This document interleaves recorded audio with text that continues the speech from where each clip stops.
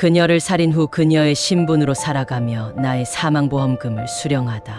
타인의 신분으로 살며 본인의 사망보험금을 노린 무기수 손예연에 관한 이야기다. 그녀는 1970년 4월 22일에 태어나 어렸을 때 유복한 집안에서 자랐지만 성장하면서 점차 가세가 기울었다. 그래서인지 그녀의 씀씀이는 과거에 머물러 있었고 사치를 위해 1999년부터 각종 사기 전과를 쌓아왔으며 사기 행각 때문에 전 남편과도 이혼을 한다. 그녀는 전 남편과 헤어진 뒤 혼자서 백혈병에 걸린 아이를 키우며 어렵게 살고 있으니 도와달라는 컨셉으로 자신의 딸의 병을 빌미로 백혈병 환우를 위한 지원금도 카드사로부터 받았지만 그 돈 역시 사치에 탕진한다. 30대 초반이 되던 2003년에는 부산에서 학원 강사로 일했는데 당시 13세 연하였던 대학생 동거남 A씨와 교제도 하면서 사치스러운 씀씀이로 재력을 과시하며 A씨의 환심을 사기도 했다. 2008년에는 부산에 영어학원을 개설했으나 6개월 만에 문을 닫았고 2009년 2월부터는 학원을 개설했던 곳 근처에서 커피숍을 운영했으나 역시 잘 되지 않았다. 설상가상으로 자궁의 병까지 생겨 이를 더 이상 할 수 없었기에 수입이 불안정한 상황이 되어 2010년엔 위조 서류로 창업자금을 지원받았는데 위조 사실이 드러나 금융기관으로부터 고소를 당할 위기에 몰린다. 그리고 그때 만나던 애인에게 자신이 결혼했다는 것과 자식이 있다는 사실까지 발각당하면서 같이 살 수 없게 되자 인터넷에 갑자기 여성 쉼터 및 사망신고 절차 등을 검색하기 시작했고 소득에 비해 씀씀이가 컸던 그녀는 큰돈이 필요했기에 엄청난 범행 계획을 세우게 된다. 범행 전 대구의 한 여성 노숙자 쉼터로 방문하여 신분이 애매했던 김소희 양과 친분을 쌓는다. 그리고 그녀는 본인 자신의 이름으로 대출을 발생시켰고 또한 본인의 이름으로 거액의 생명보험을 든다. 제대로 된 직업도 없는데도 월 30만 원씩이나 내며 사망 시 30억 원가량을 보상받는 상품에 가입했고 보험금 수령자는 그녀 본인의 70대 어머니 박 씨로 지정하게 된다. 모든 준비가 된 그녀는 2010년 6월 16일 대구의 한 여성 노숙자 쉼터에서 사전에 친분을 쌓았던 김소희 양을 부산으로 데려왔는데 자신을 부산에서 어린이집을 운영하고 있는 원장이라고 소개했고 김소희 양을 자신의 어린이집에 고용하겠다고 유인했다.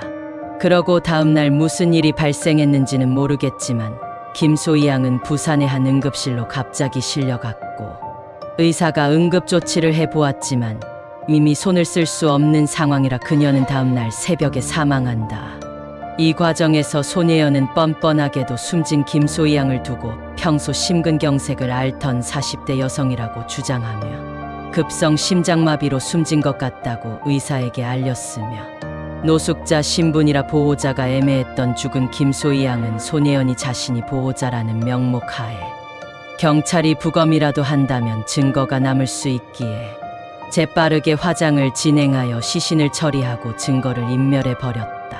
사망 처리 시 얼굴과 사망자를 검증하지 않고 시신만 있으면 바로 사망 처리가 된다는 점을 노려 서류상 본인을 사망 처리하고 이제부터 본인이 26세 김소희라고 믿으며 신분을 갈아탄 순간이 된다.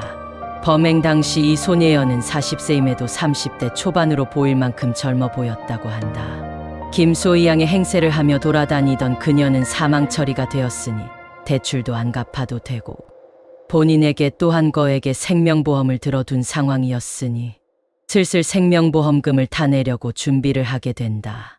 손예연은 보험금 수령인 어머니 박 씨에게 도움을 요청해 70대라 거동이 불편하여 보험사의 보험금 수령은 대리인이 갈 것이라고 보험사에 얘기하도록 부탁한다.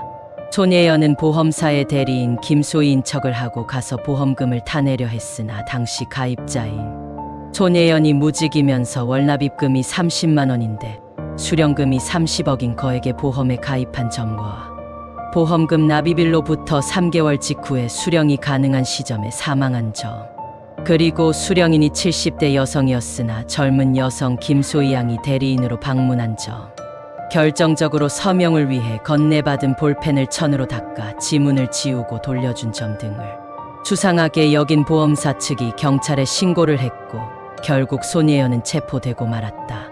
손예연은 경찰서에 연행되는 그 순간에도 끝까지 자신이 김소희라고 주장하면서 1시간을 넘게 버티다가 결국 경찰서에 강제로 끌려간다.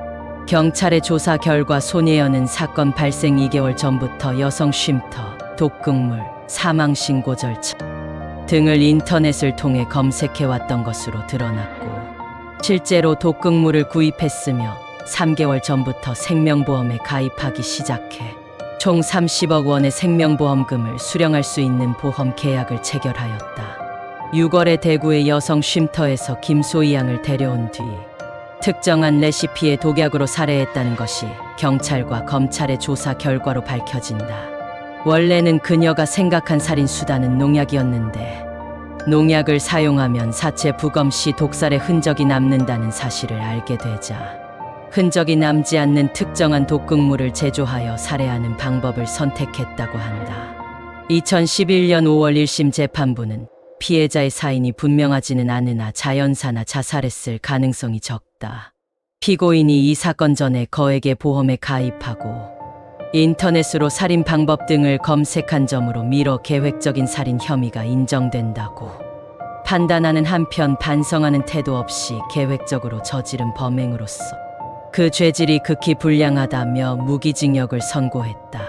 그러나 2012년 2월 2심 재판부는 피고인이 피해자를 유인해 살해했을 것이라는 강력한 의심이 들지만 공소 사실에 구체적인 범행 방법이 적시되어 있지 않았고 사망 원인이 객관적으로 밝혀지지 않았을 뿐만 아니라 타살을 인정할 증거도 없다고 하며 손예연에게 사기와 시체 은닉죄만을 적용해 징역 5년만을 선고한다. 실제로 살인이 매우 의심되는 사건이지만 시체가 없고 뚜렷한 타살의 증거가 없다는 이유로 살인죄가 인정되지 않은 경우이다. 하지만 2012년 9월 30일 대법원은 이 사건에 대해서 유죄 취지로 파기환송하게 되고 법원은 피고인이 피해자를 살해할 합당한 이유가 있어 보이고 진술의 신빙성에 의심이 들며 피해자의 여러 정황으로 보아 돌연사는 의구심이 든다는 이유로 사건을 다시 고등법원으로 돌려보냈다. 2013년 3월 27일 파기환송심에서 재판부는 손예연에게 무기징역을 선고한다. 피해자가 돌연사하거나 자살할 개연성이 없고 손예연이 인터넷에서 독극물 관련 키워드를 검색했으며 해당 독극물을 먹었을 당시 침이 나왔다는 등 정황 등으로 볼 때 독극물로 피해자를 죽였다는 것이 인정된다고 밝혔다.